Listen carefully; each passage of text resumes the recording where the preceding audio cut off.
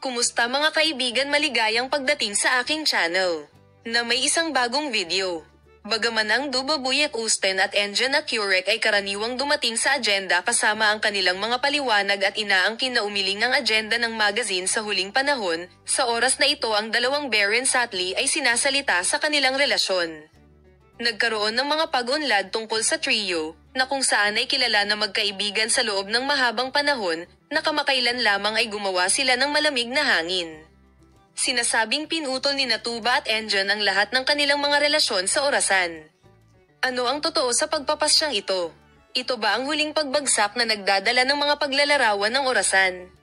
Nagsimula ito sa kamakailang mga paliwanag ng orasan na nagbigay ng lahat.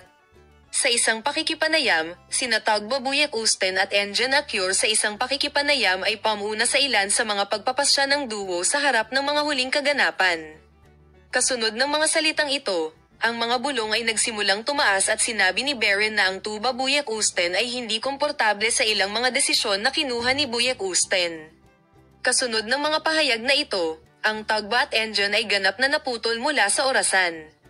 Ayon sa impormasyong nakuha mula sa agarang paligid, si Engine Accurec ay hindi komportable sa mga salita ng orasan at nahirapan.